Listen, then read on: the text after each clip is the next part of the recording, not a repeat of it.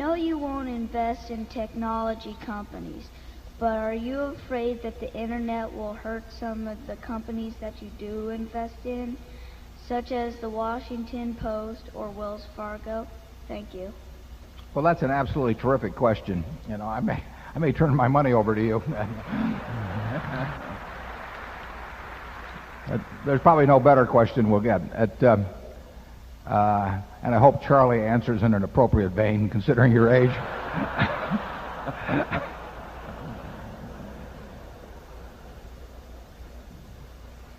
We do not. We have no. You know, it's no religious belief that we don't buy into tech companies. We just don't. We have never found one as conventionally defined. We've never found one where we think we know enough about what the business will look like in 10 years that we can make a rational decision as to how much we pay now for that business. In other words, we have not been able to find a business where we think we know what that bush will look like in 10 years and how many birds will be in it, so that we know how many birds we can give up today to participate in that future. Not any. There will be wonderful things, as Charlie so colorfully explained, that will evolve from many of these companies, but we don't know how to make that decision. And you're absolutely right that we should be thinking all of the time about whether developments in that tech area threaten the businesses that we're in now, how we might counter those threats, how we might capitalize in opportunities because of it.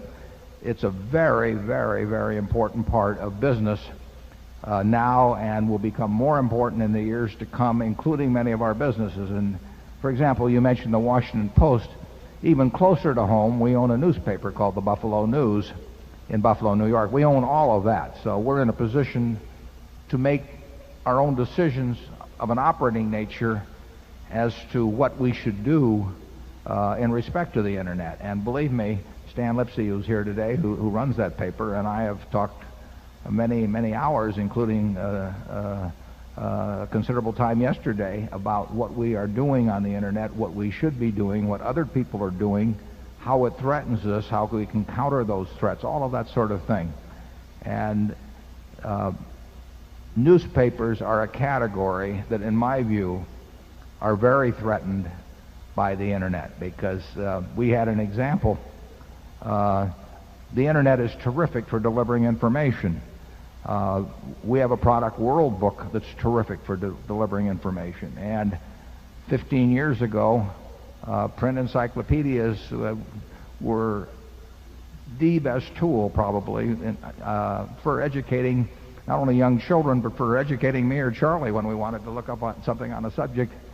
And the World Book is a marvelous product, but it requires chopping down trees, and it requires operating paper mills, and it requires binding and printing, and it requires a delivery of a 70-pound UPS package. And it was put together in a way that was, for 400 or 500 years, the best technique for taking that information and moving it from those who assembled it to those who wanted to use it.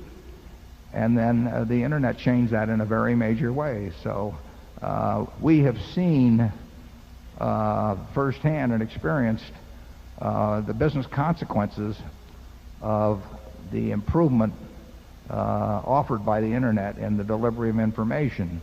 And newspapers, although not as immediately susceptible to that problem, still face that overpowering factor. When you eliminate the delivery cost, I mean, we pay a significant percentage of our circulation revenue to our carriers, and we pay additional money to the district managers, and we pay for the trucks to deliver the product out, and we pay for huge printing presses and all of that sort of thing.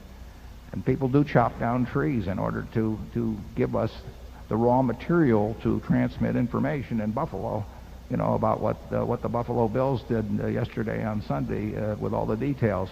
And now you have the internet that has virtually no incremental unit cost to anything and can deliver the information instantaneously. So it's a big factor for newspapers. And the newspaper world, in my view, will look very, very, very different in not that many years. And find it kind of interesting because the people in the newspaper business are a little schizophrenic about this.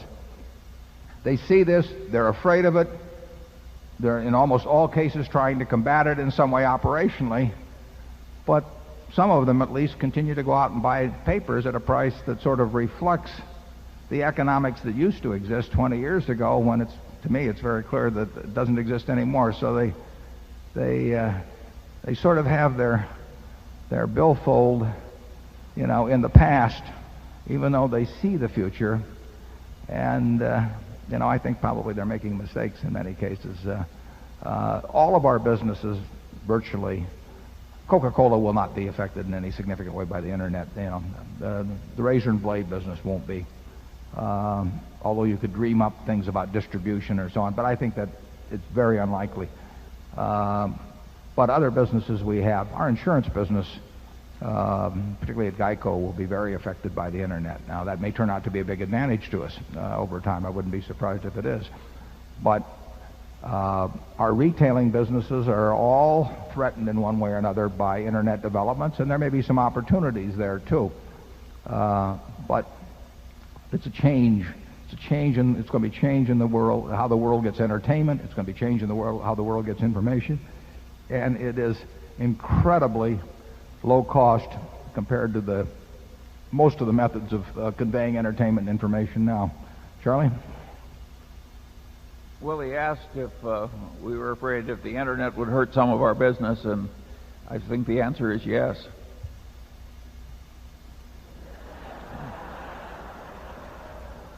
I'm learning to appreciate these short answers, though, Boris, the day goes by.